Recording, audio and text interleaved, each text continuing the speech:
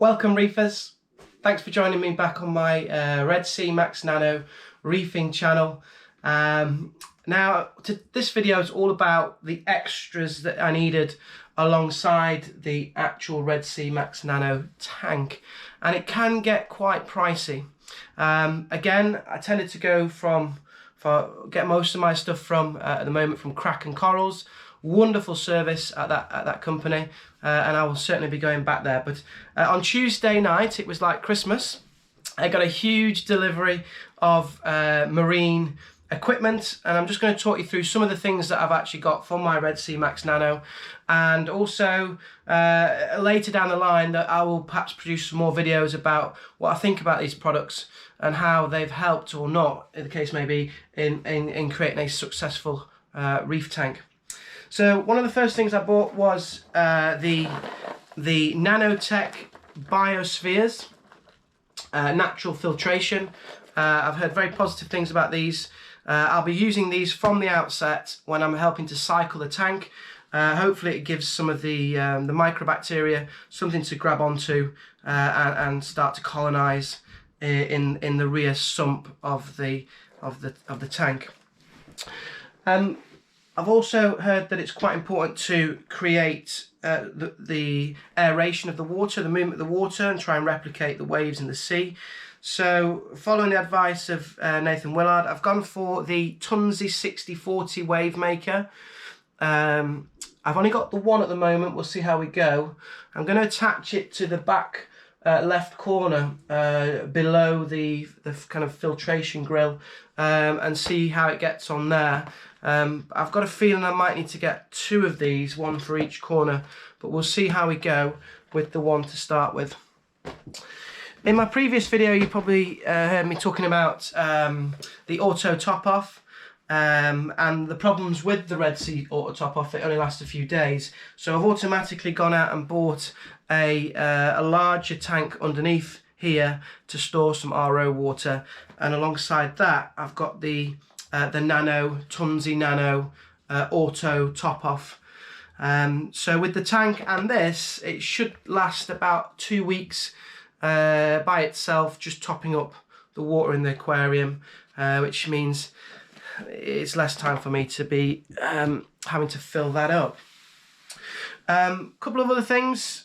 I've also gone for the D&D Thermo controller, just because I want an accurate measurement of the tank's temperature, but also this will connect to the titanium heat bar.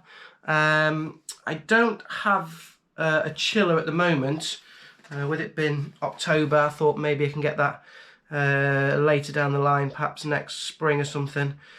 So if you've got any recommendations for cooling of a Nano, I'd love to hear in the comments below. That'd be great. A couple of other things that I've gone for as well.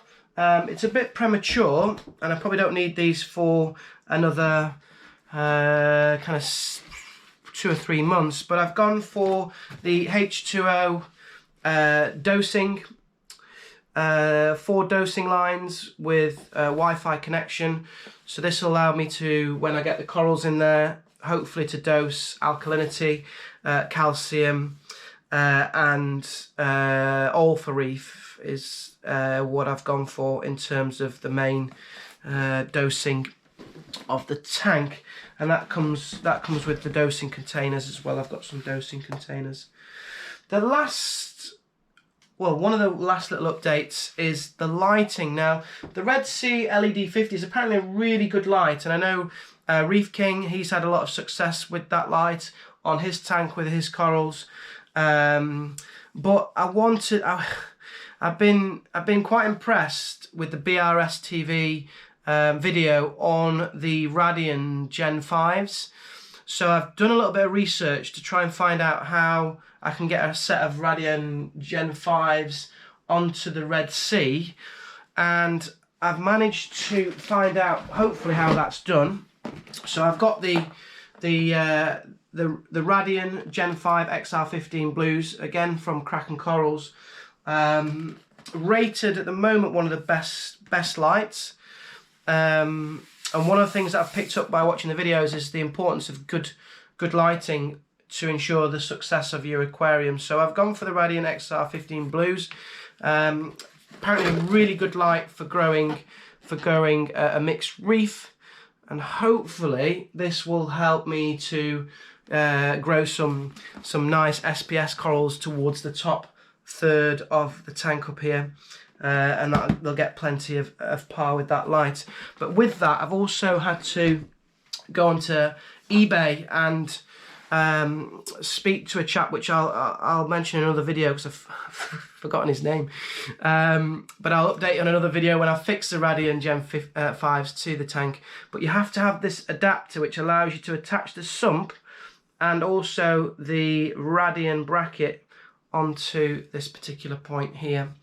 So it looks like a really sturdy piece of adapted plastic that will fit on the back, and then hopefully the Gen 5s will fit on there beautifully. But that'll be in a separate video. I'll do a completely separate video on fitting the Radiant XR15 blue to the Red Sea MAX Nano. Couple more things. Water chemistry. One thing I picked up from all these videos from Aaron's Aquarium, Reef Rock, is the importance of water chemistry. So I've spent a little bit of money on, I've got the Red Sea care kit, which will test nitrites, ammonia, pH, alkalinity and nitrates until, and I'm super excited, until the HANA nitrate checker comes out, because I'm waiting on that one. Again, that should be out soon, and hopefully that'll make things a little bit easier. I've also gone for, because I was worried about refractometers. They look really tricky to use. They may not be, but they looked quite tricky to me. So I've gone for the HANA salinity checker. I just felt it was going to be very easy if I've got to do these water tests every week, that, you know, that is probably a quicker way of doing it. I didn't want any excuse not to do the water changes or the testing, so again, I've gone for those.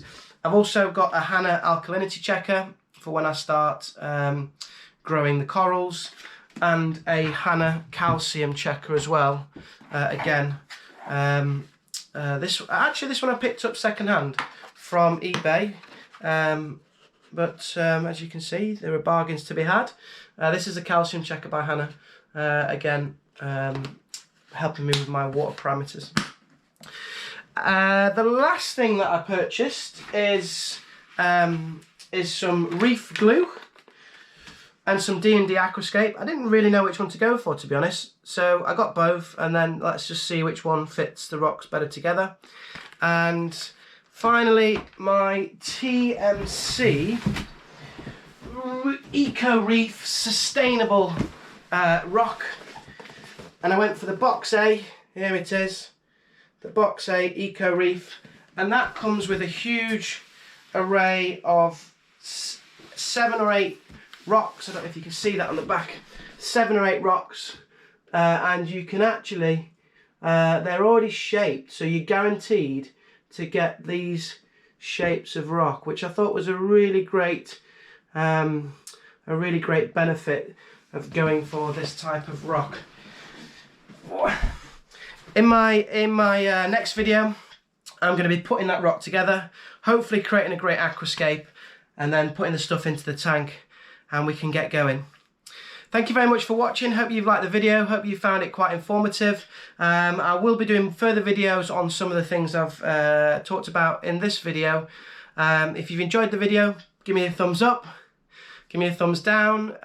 Please add any comments in the bottom that are helpful. But please click the subscribe button and the bell notification, and you can join me on my reefing journey. For now, that's it. Thank you very much, reefers. Take care. Bye-bye.